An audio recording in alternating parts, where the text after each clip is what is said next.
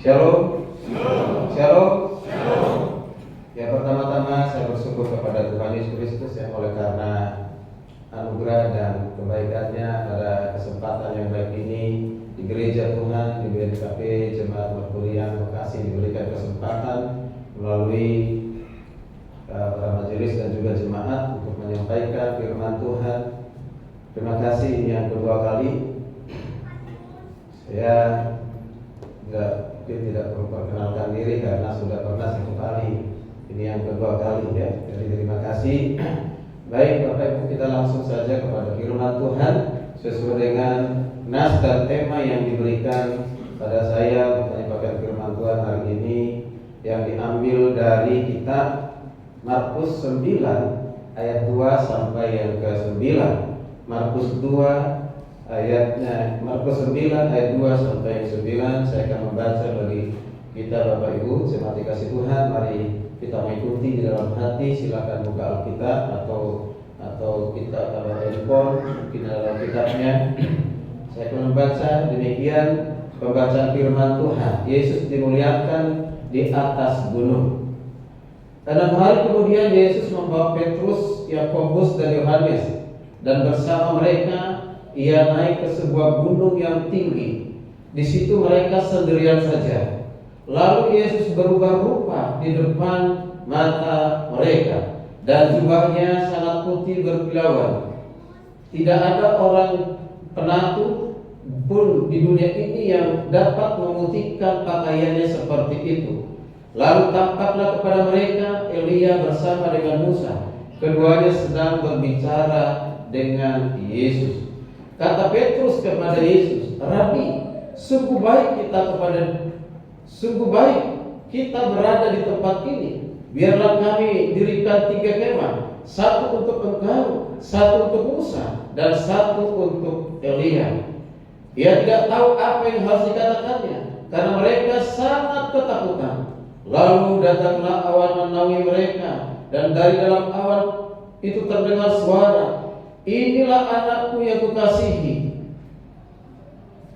Inilah anakku yang terkasih, dengarkanlah dia." Tiba-tiba sewaktu memandang sekeliling, mereka tidak melihat seorang pun lagi bersama mereka, kecuali Yesus seorang diri. Pada waktu turun dari gunung itu, Yesus memperingatkan mereka supaya jangan menceritakan kepada siapapun apa yang telah mereka lihat itu sebelum Anak Manusia bangkit dari antara orang mati. Puji Tuhan. Yang berbahagialah kita yang membaca serta merenungkan kebenaran firman Tuhan. Bapak Ibu jemaat dikasih Tuhan, tema firman Tuhan dalam kesempatan yang baik ini, yaitu sesuai dengan yang diberikan kepada saya, itu Yesus anak Allah, dengarkanlah dia. Yesus anak Allah, dengarkanlah dia. Tentu ini diambil dari ayat yang ke-7 yang berkata demikian. Ayat ke-7 berkata demikian, "Lalu datanglah awan menaungi mereka, dan dari dalam awan itu terdengar suara, 'Inilah anakku yang terkasih, dengarkanlah dia.'" Saya menggunakan membaca kitab terjemahan baru tahun 2023. Mungkin agak sedikit berbeda ketika Bapak Ibu membaca yang terjemahan lama. Baik Bapak Ibu kasih Tuhan, sesuai dengan tema ini, ada tujuan, ada maksud khusus untuk kita bisa pahami, untuk bisa terima, kita lakukan di dalam kehidupan kita. Kalau dalam bahasa Batak, tema ini disebut dengan Yesus di anak di Batak, tangiman hamuma ibadah. Nah, kalau bahasa Nias, maaf jika agak sedikit salah, kalau kurang tepat bahasanya, Yesus onololangi, konrodrongi, ya Yesus. Mudah-mudahan benar. Karena saya punya staf itu kan cukup banyak bahasa orang Nias, teman-teman dari Nias, sehingga saya tanya. Ya itu dikatakan, kalau salah dia bertanggung jawab. Bukan saya hanya mengikut saja yang sudah diberikan. Baik Bapak Ibu kasih Tuhan, saya akan membaca sekali lagi ayat yang ke-7, karena ayat yang ke-7 ini yang menjadi tema firman Tuhan yang katakan, "Maka datanglah awan menaungi mereka, dari dalam awan itu terdengar suara, 'Inilah anakku yang kukasihi, dengarkanlah dia.'" Dari nas pembacaan ini, terutama ayat yang ke-7, Bapak yang kasih Tuhan, ada perhatikan, kalau di dalam biasanya kalau di orang sedang menyusun karya ilmiah ataupun skripsi atau tesis disebut dengan variabel, ya, atau bisa juga bagian-bagian yang harus kita bahas atau kita pelajari, harus kita pahami. Yaitu yang pertama itu adalah anak. Anak ini menunjukkan berarti identitas. Yang kedua, ku kasihi. Ini kekasih berarti ku kasihi atau terkasih, hubungan atau relasi persekutuan. Dan kata berikutnya yang sangat penting adalah dengarkanlah Dia, dengarkanlah Yesus. Baru yang terakhir yang tidak tertulis, yaitu ada dikatakan ada suara dari surga. Yaitu suara siapa itu? Suara Bapa. Bapak Ibu jemaat dikasih Tuhan, dari peristiwa ini kita bisa mengenal, memahami siapa Yesus dan siapa Bapa yang telah mengutusnya ke tengah-tengah dunia ini. Maka hari ini sebelum kita tahu siapa yang kita dengar, siapa yang harus kita dengarkan, itu penting. Apa dan mengapa kita harus mendengar atau mendengarkan Yesus Kristus? Penting sekali kita untuk mendengar perkataan dari Bapa di surga tentang anaknya Yesus Kristus. Mari kita perhatikan kepada firman Tuhan. Dikatakan 6 hari kemudian Yesus membawa Petrus, Yakobus dan Yohanes, dan bersama mereka ia naik ke sebuah gunung yang tinggi. Yesus membawa 3 muridnya, yaitu Petrus, Yakobus dan Yohanes, bersama dengan Yesus ke gunung yang tinggi. Ada orang bertanya, mengapa hanya Petrus, Yakobus dan Yohanes? Apakah tidak ada murid yang lain? Tentu ada. Tafsiran mengatakan bahwa Yakobus dan Yohanes dan Petrus adalah 3 murid yang paling dekat dengan Yesus. Dan juga merujuk kepada baik perjanjian lama maupun perjanjian baru. Bertiga ini menjadi saksi. Mereka katakan menjadi saksi itu ada 2-3 orang menjadi saksi, maka dikatakan itu kebenaran kalau ada 2-3 saksi. Jadi hanya dibawa 3 orang, yaitu Petrus, Yakobus dan Yohanes, yaitu rasul dari Yesus Kristus. Lalu dikatakan gunung yang tinggi.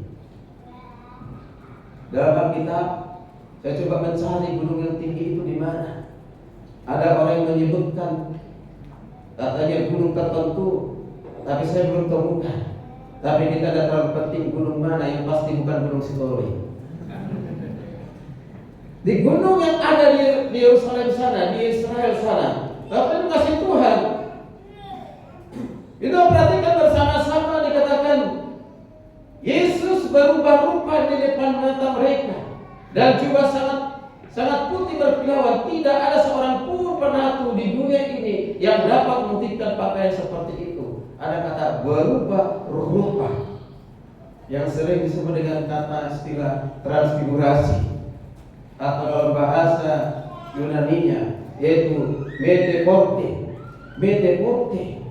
Dan sering kita dengar ada yang mirip dengan metaporte ini disebut dengan metamorfosis atau perubahan bentuk. Seperti misalnya dari sejenis binatang, dari ulat berubah menjadi kupu-kupu. Tapi yang digunakan di sini kata berubah rupa itu adalah metaporte.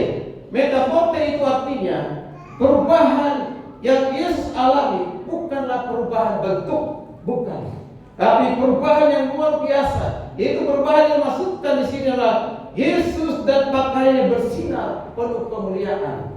Kalau versi Injil Matius dikatakan seperti sinar matahari, luar biasa. Ini peristiwa yang sangat mengagumkan, peristiwa yang sangat dahsyat. Bayangkan kalau saya ada pada saat itu, luar biasa, bisa bertemu dengan Yesus, bersama-sama dengan Yesus. Wow. Dan peristiwa itu tidak akan pernah terjadi lagi, tidak akan pernah terulang, hanya satu kali, di mana Yesus berubah rupa. Wajahnya seperti cahaya matahari bersinar dan pakaiannya putih Dan itu sangat mengagumkan, membuat Petrus, Yakobus, dan Yohanes sangat kagum. Bapak Ibu dikasih Tuhan. Dan kita perhatikan bagaimana respon murid-murid pada saat itu setelah melihat peristiwa itu. Di ayat 4 dikatakan, lalu tampaklah kepada mereka Elia bersama dengan Musa. Keduanya sedang berbicara dengan Yesus. Di peristiwa di gunung itu, gunung yang tinggi itu, Yesus bertemu dengan Elia dan dikatakan Elia dan Musa. Mengapa Elia dan Musa? Bukankah banyak tokoh-tokoh Alkitab yang lain yang juga sangat terkenal? Ada Abraham, ada Ishak, ada Yakub. Mengapa Elia dan Musa yang bertemu dengan Tuhan Yesus pada saat itu? Banyak tafsiran yang mengatakan, tapi saya lebih tepat mengatakan tafsiran itu adalah pertama karena Elia mewakili para nabi. Karena nabi sudah menubuatkan tentang Yesus, terutama dalam konteks ini adalah kematian dan kebangkitan Kristus atau pengorbanan Kristus. Lalu Musa mewakili kitab Taurat. Karena kitab Taurat pun dijelaskan, dibuatkan tentang Yesus Kristus, mulai dari kelahirannya, mulai kematiannya, sampai kepada kebangkitannya. Di kitab Musa pun dituliskan hal itu oleh para nabi. Makanya Elia dan Musa, dan juga Elia dan Musa akan menjadi saksi Tuhan nanti datang di akhir zaman ini. Luar biasa. Lalu kita perhatikan bersama-sama, dikatakan dalam Alkitab ini, keduanya sedang berbicara dengan Yesus. Elia dan Musa sedang berbicara dengan Yesus. Lalu apa pembicaraan mereka? Alkitab tidak mengatakan di nas ini, tapi kalau kita buka di kitab Lukas, oleh kasih Tuhan, apa yang diceritakan oleh Yesus kepada Elia dan Musa, yang disampaikan Elia dan Musa, yang disampaikan Yesus kepada Elia dan Musa, itu apa? Yaitu tentang kematiannya yang sudah masih semakin dekat. Dia akan mati dan bangkit. Karena dalam konteks ayat pasal yang ke-8 berkata demikian. Bapak Ibu dikasih Tuhan, mari kita perhatikan. Ayat yang kelima, kata Petrus kepada Yesus, Rabi, sungguh baik, atau persilahan sungguh bahagia kita berada di tempat ini. Biarlah kami dirikan 3 kemah, 1 untuk engkau dan 1 untuk Musa, 1 untuk Elia.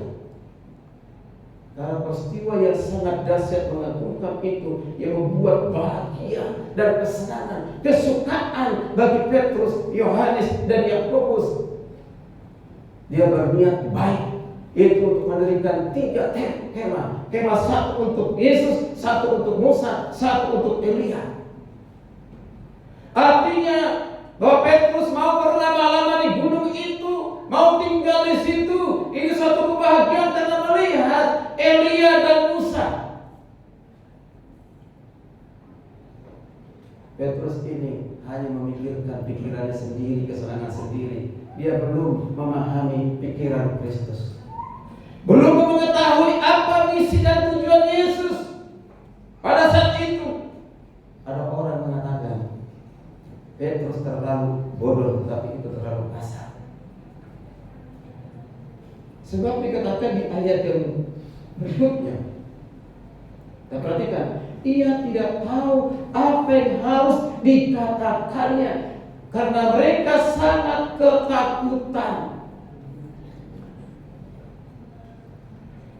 Yesus mau mengatakan kepada mereka, bukan di sini tempatmu, bukan di sini tempat kita, tetapi tempat kita Injil harus diberitakan, kematian dan kebangkitan Kristus harus diberitakan.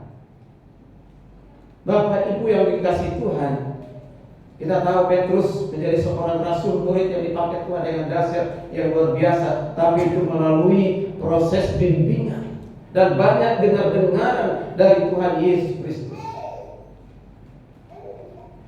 Di ayat yang ke-7 yang sudah kita baca, inilah anakku yang terkasih, dengarkanlah dia. Siapa yang harus kita dengar dan mengapa kita harus mendengar? Betapa pentingnya untuk mendengar. Karena dengan mendengar kita akan memahami, dengan mendengar kita akan mengerti, dengan mendengar kita akan melakukan dengan baik dan tepat. Tapi kalau salah mendengar, maka kita akan salah untuk melakukan dan menerapkan dalam kehidupan kita. Maka penting untuk mendengar. Setiap orang umumnya pasti ingin mendengar dengan baik. Saya pun mau belajar untuk mendengar dengan baik. Bapak Ibu, saudara yang kasih Tuhan, tapi sayang seringkali kita tidak menjadi pendengar-pendengar yang baik. Padahal manfaat menjadi pendengar yang baik itu sangat banyak. Maka pentingnya keterampilan mendengar untuk menciptakan komunikasi yang baik, komunikasi yang efektif. Menjadi pendengar yang baik akan terjadi proses komunikasi yang berjalan dengan baik. Maka kata kerja mendengar dan mendengarkan adalah dua hal yang berbeda.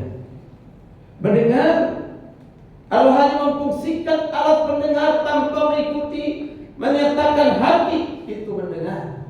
Tapi kalau mendengarkan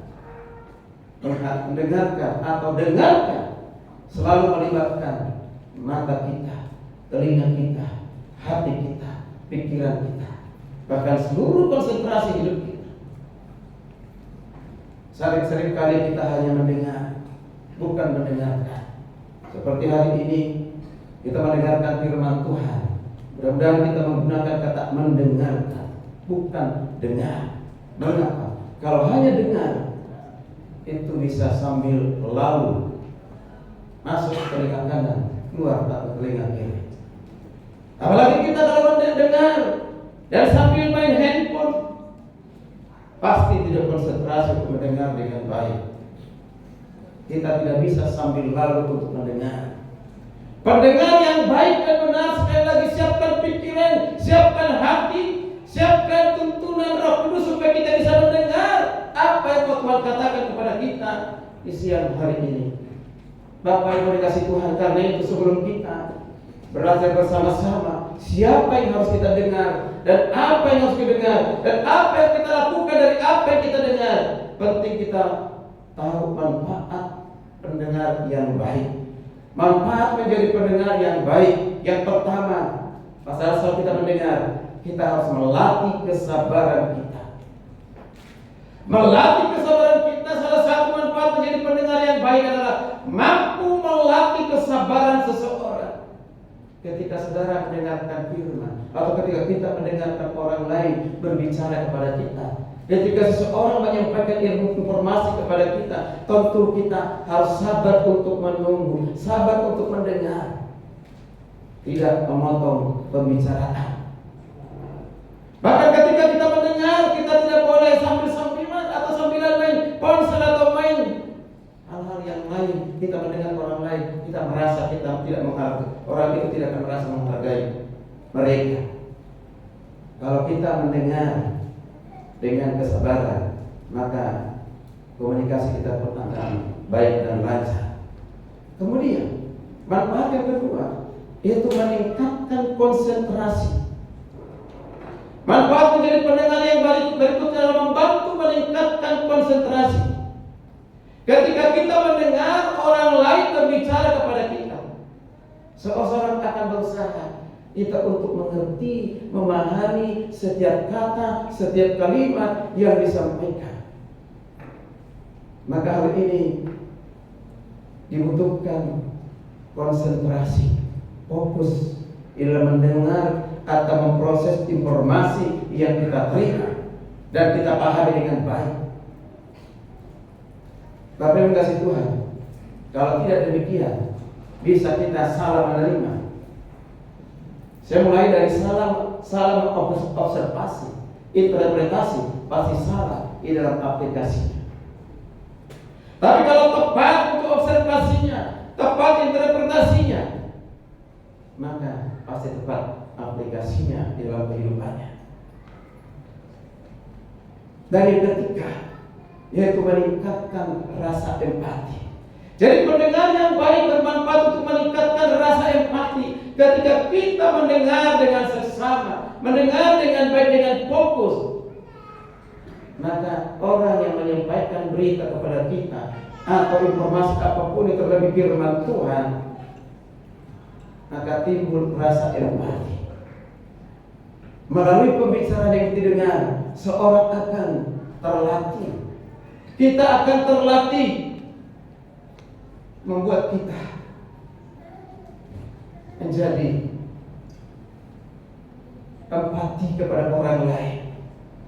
Dan yang terakhir, saya kasih Tuhan, dengan mendengar dengan baik itu kemampuan kita berpikir kritis, membuat menjadi pendengar yang baik terakhir meningkatkan kemampuan berpikir kritis. Kita dibutuhkan untuk berpikir kritis dalam hal apapun itu, apalagi dalam hal firman Tuhan. Mengapa banyak orang Kristen hari-hari ini masih tersesat, bahkan menyesatkan? Terima ajaran-ajaran yang datangnya dari gereja, tapi tidak semua, belum tentu semua dari gereja itulah yang disampaikan kebenaran. Ketika gereja sudah mengatakan melalui pengkhotbah, Yesus Kristus itu bukan Tuhan, Yesus Kristus itu bukan juru selamat. Kalau dia pun Tuhan, dia bukan Tuhan yang sejati. Kalau dia juru selamat, dia bukan juru selamat yang sejati. Bahkan ada pendeta yang berani mengajarkan bahwa Yesus Kristus itu bukan satu-satunya jalan keselamatan menuju surga. Setiap agama itu punya jalan masing-masing. Luar biasa. Kalau ini disampaikan oleh seorang pendeta, seorang pengkhotbah, pasti jemaatnya kalau tidak kritis, maka dia bilang, pendeta sudah mengatakan demikian, berarti kita harus terima, kita harus percaya. Maka kita perlu kritis terhadap Tuhan.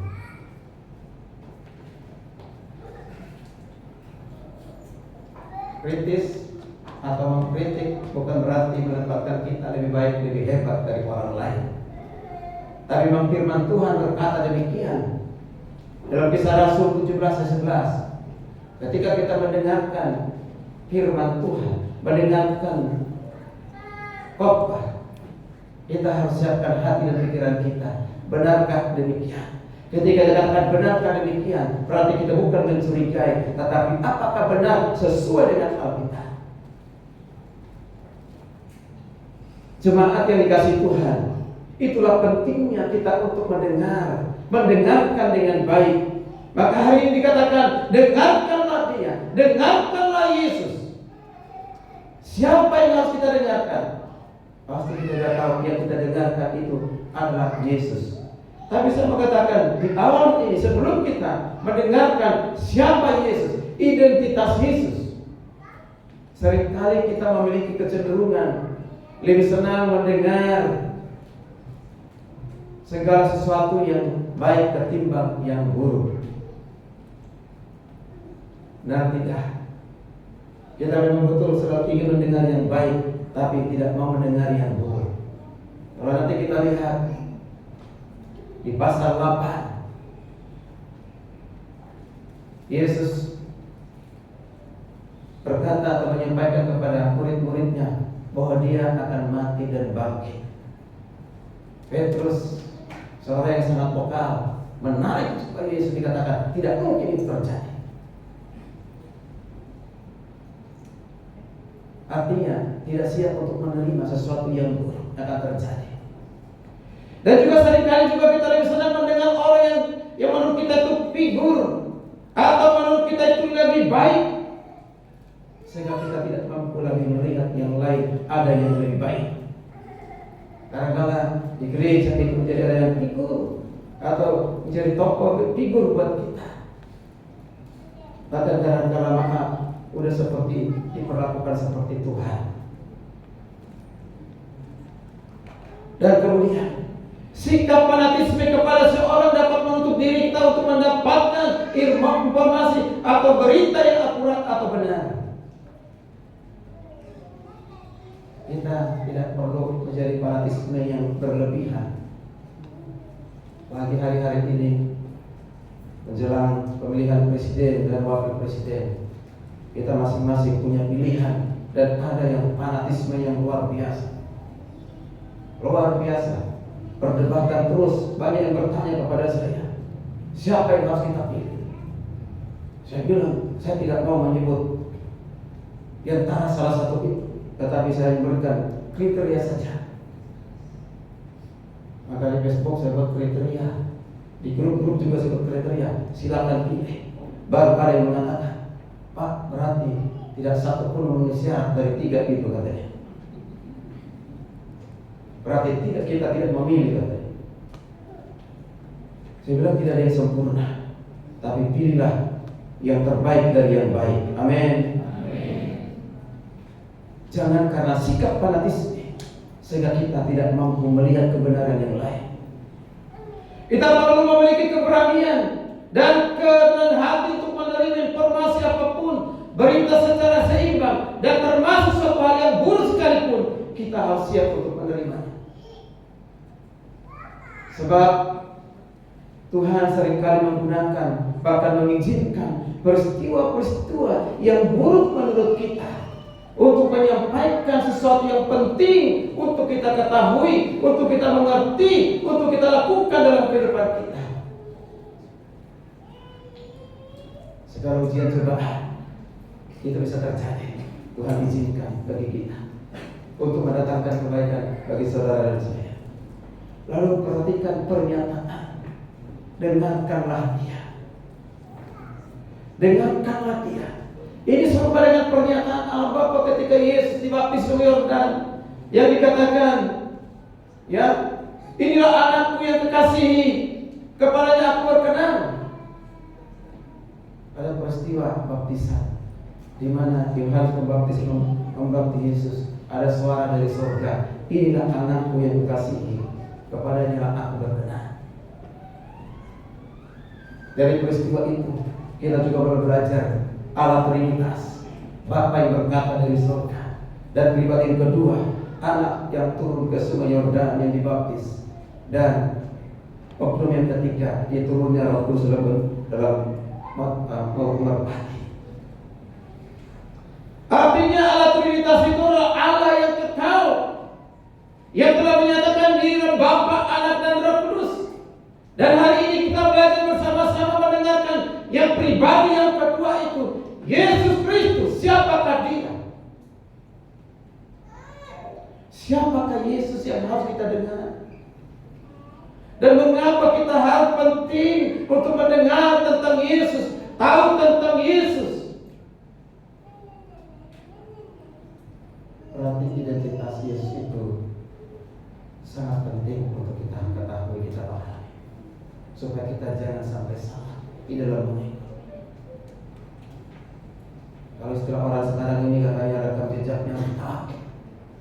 Dengan tahu rekam jejaknya, maka kita bisa menentukan siapa yang kita dengar, siapa yang kita pilih. Bapak Ibu dikasih Tuhan, tentu beda ketika kita mendengar Yesus. Kita lihat luar biasa, 3 murid, mereka tidak melihat Bapa, tidak melihat itu siapa itu yang bersuara. Dengarkanlah dia. Mereka tidak melihat Bapa, mereka hanya mendengar firman.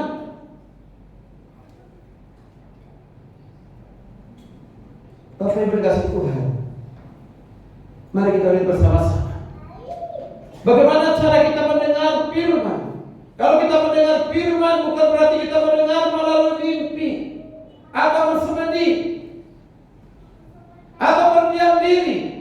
Lalu kita mana Tuhan suaramu, aku mau dengar. Pernah ada mahasiswa baru sekolah kami, ketika dia jadi mahasiswa baru, dia tanya kepada saya, Pak, saya tuh ingin mendengar langsung suaranya Tuhan. Saya udah banyak berdiam, bersuara lewat Tuhan, tapi gak dengar-dengar. Saya udah berdiam menenangkan hati Tuhan sama dengar suaramu. Akhirnya saya bilang, mendengar suara Tuhan bukan dengan cara seperti itu. mendengarkan suara Tuhan. Berarti kita membaca, merenungkan kebenaran firman Tuhan, yaitu Alkitab, yang harus kita baca, kita renungkan setiap hari. Tidak ada cara lain. Yang terbaik bila mendengarkan firman Tuhan. Yesaya 50 ayat 4 berkata demikian. Maaf jika suara saya agak parau karena 2-3 hari ini saya batuk dan kita sakit kepala ya.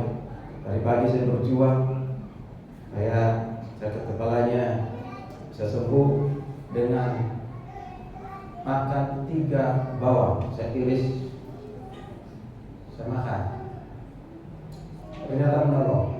Jadi Bapak Ibu kalau misalnya perlu batuk, silakan 3 bawang diiris. Kalau tidak kuat, minum dengan gunakan campur dengan gula pasir. Tapi kalau kuat, langsung lebih baik. Baik, Bapak Ibu kasih Tuhan. Kita lanjutkan Yesaya 50 ayat 4 dikatakan begini. Setiap pagi ia mempertajam pendengaranku untuk mendengar seperti seorang murid. Perhatikan, setiap pagi kata Yesaya, ia mempertajam pendengaranku untuk mendengar seperti seorang murid. Ketika kita mau mendengar, kita harus punya hati seorang murid yang mau mendengarkan firman Tuhan. Sebagaimana guru mengajar muridnya. Muridnya kalau mau pintar, cerdas, harus mendengarkan gurunya. Demikian kita ketika kita mendengar firman Tuhan, perlu kita konsentrasi, konsisten, konsentrasi atau berkomunikasi dengan Tuhan itu. Ketika sudah mendengarkan firman Tuhan seperti siang hari ini, Bapak Ibu kasih Tuhan, perlu kita mempertajam pikiran kita, hati kita untuk mendengarkan firman Tuhan. Cara mendengarkan suara Tuhan harus dikunci dengan kesungguhan hati kita, dengan rasa haus dan lapar akan kebenaran firman Tuhan. Seperti halnya ketika kita lapar membutuhkan makanan, membutuhkan minum ketika kita haus. Seharusnya seperti itu, bahkan melebihi itu kita mendengarkan firman Tuhan. Ingat, kalau kita mendengar sambil lalu, kalau kita mendengar tidak sungguh-sungguh, maka itu kesukaannya siapa? Kesukaannya iblis. Iblis selalu berusaha supaya kita jangan dengar firman. Yang kedua, iblis bisa saja mengizinkan kita untuk dengar firman. Tetapi engkau dengar firman Tuhan, tapi jangan lakukan firman Tuhan itu. Kita dengar, kita memahami. Oke, engkau bisa dengar, kata iblis. Engkau mengerti, tapi jangan lakukan. Yang ketiga, jangan beritakan. Maka sebagai umat Tuhan yang sudah ditebus, kita harus memerangi kehidupan kita pada saat kita mendengarkan firman Tuhan. Serangan-serangan dari setan iblis yang membuat kita tidak tertarik, tidak senang dengan firman Tuhan, tidak suka dengan firman Tuhan. Maka kita perhatikan bersama-sama. Ucapan dikatakan, ini anakku yang kasihi. Ini sebenarnya menegaskan persekutuan antara Allah dengan Yesus. Persekutuan yang ditandai dengan kasih dan ketaatan. Jadi ketika kita mendengar suara Tuhan, mendengarkan firman Tuhan, motivasi kita karena kasih, kita memiliki hubungan yang atau relasi yang baik dengan Tuhan yang didasarkan kepada kasih. Karena dengan kasih itu ada suatu kemauan yang kuat untuk mau mendengarkan Tuhan berbicara kepada kita dengan segala kerendahan hati. Biarkan Tuhan berbicara kepada kita apapun itu. Mungkin menegur dosa kita, kesalahan kita, pelanggaran kita, kejahatan kita. Kita siap untuk menerima dan kita jangan pernah protes. Pengkhotbah ketika pengkhotbah menegur dosa kesalahan kita. Karena itu adalah firman Tuhan. Bapak Ibu dikasih Tuhan,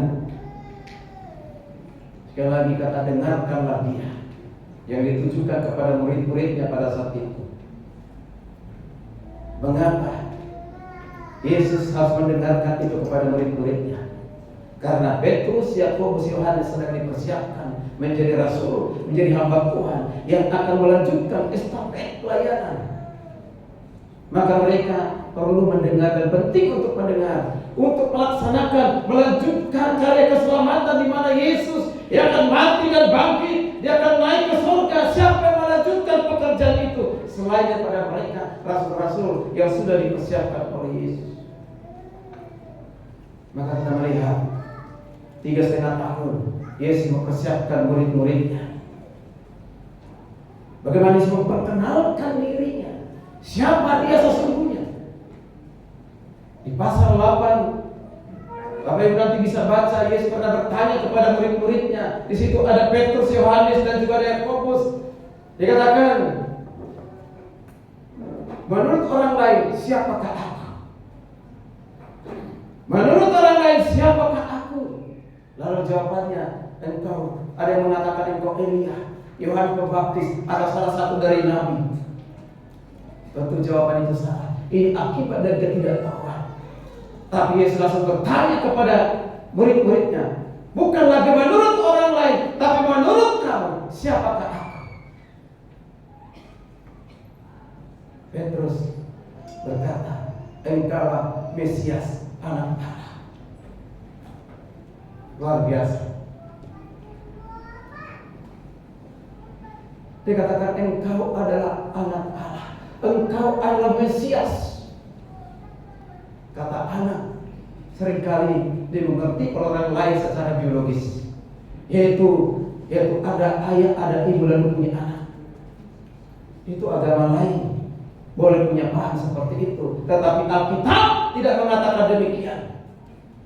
Tapi Yesus anak Allah dalam konteks yang kita baca ini menunjukkan dia sebagai Allah yang menjadi manusia. Silakan nanti dibaca di Yohanes 1 ayat 1 dan juga ayat yang ke-14. Firman yang telah menjadi manusia. Untuk itu kita penting memahami dengan benar makna teologis anak Allah yang ditujukan kepada identitas Yesus Kristus. Yang pertama, Yesus sebagai anak Allah. Ini merupakan gelar yang diberikan dan diteguhkan oleh Bapa. Jadi bukan pemberian dunia, bukan pemberian manusia. Bukan.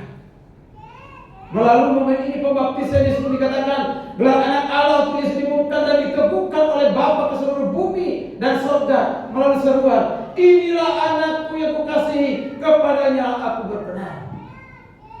Diteguhkan nama itu, yaitu anak Allah. Gelar itu anak Allah pada saat peristiwa baptisan. Tapi hati-hati Bapak Ibu kasih Tuhan, ada ajaran yang mengatakan saat ini, kapan Yesus menjadi anak Allah? Kapan Yesus menjadi Allah? Dia menjadi anak Allah, dia menjadi Allah pada saat baptisan atau selesai baptisan. Setelah selesai baptisan, dia Allah sampai kapan? Setelah sampai kepada kematiannya. Setelah dia mati dia bukan Allah. Nanti setelah dia bangkit baru Allah. Berarti dia pernah pensiun jadi Allah, berhenti jadi Allah. Tentu ajaran ini tidak sesuai dengan Alkitab. Karena Allah itu kekal. Sebelum Yesus berinkarnasi, sebelum dia menjadi manusia, firman menjadi manusia, dia sudah ada di dalam kekekalan. Amin. Saya ini mengajar kristologi, Bapak Ibu kasih Tuhan. Bagaimana kita bisa memahami dan meyakini bahwa Tuhan Yesus adalah Tuhan. Tentu tidak boleh hanya memahami ketika Yesus berinkarnasi, tapi harus kita tahu sebelum berinkarnasi keberadaan Yesus harus kita tahu, praeksistensinya harus kita tahu.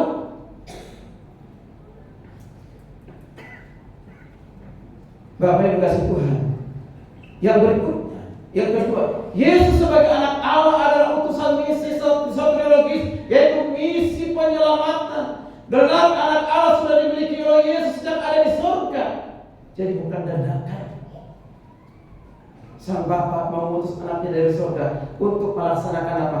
Misi penyelamatan bagi dunia, misi penyelamatan bagi manusia berdosa. Jadi gelar anak Allah ditetapkan ditetapkan oleh Bapa kepada Yesus merupakan apa? Solusi ilahi untuk menyelamatkan isi dunia, yaitu manusia berdosa, supaya berbalik dan percaya kepada Tuhan,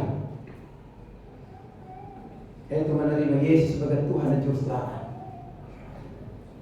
Dan yang berikutnya, identitas dari Kristus itu sebagai anak Allah itu apa? Untuk melaksanakan karya ilahi Bapa kita yang mengutus, Bapa yang mengutusnya, yaitu tugas untuk menyelamatkan orang berdosa dari hukuman neraka, hukuman yang kekal, supaya mereka dibangkitkan dari kematian di akhir zaman dan tidak masuk di dalam suatu penghakiman. Karena sudah percaya kepada Kristus. Sesungguhnya itu tugasnya Bapa, tapi sudah diberikan sepenuhnya kepada Yesus Kristus. Maka Yesus itu jadi hakim yang adil, yang akan menghakimi setiap orang. Dia sebagai anak Allah. Bapak yang dikasihi Tuhan, kita perhatikan sebelum Yesus disalibkan, dia seringkali sudah menyampaikan kepada murid-muridnya bahwa dia akan menderita, dia akan disiksa, dia akan diserahkan kepada tentara Romawi, dia akan mati, dia akan bangkit. Banyak murid-murid tidak mengerti, memahami pada saat itu. Dan Yesus tahu bahwa sudah dekat kematiannya. Apa yang kita lihat, dia tidak pernah memberontak kepada Bapa, tapi memuti kehendak Bapa. Dia dalam ketaatan, dalam kesetiaan, tunduk kepada kehendak Bapa sampai dia mati kayu salib. Ini menunjukkan apa? Kerendahan hati dari Yesus. Dia Tuhan, tapi dengan rela, tidak menggunakan keilahiannya. Dengan rela mengesampingkan keilahiannya, bukan menanggalkan, bukan meninggalkan, tapi dengan rela membatasi diri, tidak menggunakan keilahiannya supaya dia bisa mati. Dan dengan kematian kita menjadi korban yang sempurna, menggenapi korban-korban dalam perjanjian lama. Dia lakukan itu semua demi manusia berdosa, demi saudara dan saya. Bapak yang dikasihi Tuhan, hal yang berikutnya kita lihat bersama-sama. Anak Allah itu untuk menyadarkan kepada kita bahwa kita tidak akan pernah tahu dan mengenal siapa Bapa, karena Bapa belum pernah dalam bentuk manusia, karena Bapa belum pernah berbentuk Roh Kudus. Dengan menyatakan anak, berarti kita diperkenalkan siapa Bapa. Yesus Kristus yang anak Allah itu memperkenalkan Bapa kepada kita, sehingga kita bisa mengenal Bapa. Mengenal Yesus harus mengenal Bapa. Mengenal Bapa pasti mengenal Yesus. Yang tahu rupa Bapa itu adalah hanya Yesus dan Roh Kudus. Maka kita mengenal profil ilahi dari Bapa hanya melalui Yesus Kristus. Mengapa dia menjadi anak Allah? Supaya kita mengenal Bapa. Dan yang terakhir, sekasih Tuhan, kita melihat bersama-sama mengapa dikatakan anak, menyatakan Yesus sebagai Mesias, dan juga menyatakan Kristus, yaitu anak manusia yang telah menjadi firman. Dia Mesias, anak Allah yang hidup. Dengan demikian, dengan tahu anak Allah, berarti dia Allah Mesias. Dan sekaligus istilah anak Allah itu menyatakan kepada kita, dia adalah Allah sejati. Yesus adalah Allah sejati. Dia adalah Juru Selamat sejati. Dia Allah yang kekal. Dia sudah ada sebelum segala sesuatu ada. Bahkan ada untuk selama-lamanya dan tidak pernah berubah. Dia Alfa dan Omega, yang awal dan akhir. Siapa dia? Yesus Kristus yang kita percaya hari ini, esok, dan selama-lamanya. Bapak Ibu jemaat kasih Tuhan, Setelah kita mengetahui, mengenal, memahami, mengerti dengan benar siapa sesungguhnya anak Allah itu. Dia adalah Tuhan dan satu-satunya juru selamat kita yang sejati, dan satu-satunya yang harus kita dengarkan, yang tiap hari harus kita dengar. Apa respon kita? Penutup ini maka sampaikan, kita diminta untuk mendengarkan Kristus. Berarti juga kita diharapkan dengan sungguh-sungguh percaya kepadanya, sungguh-sungguh taat kepadanya, sungguh-sungguh taat kepada firman-Nya. Dalam tuntunan Roh Kudus, kita tidak hanya melihat kebenaran itu, kita tidak hanya mendengarkan kebenaran itu, tapi dengan tuntunan Roh Kudus kita menerima kebenaran itu, kita mengalami dalam kehidupan kita, membawa perubahan dalam kehidupan kita, sehingga kita pun memperdengarkan kepada orang lain. Karena itu, marilah setia mendengarkan suara Tuhan, yaitu melalui pembacaan firman Tuhan setiap hari.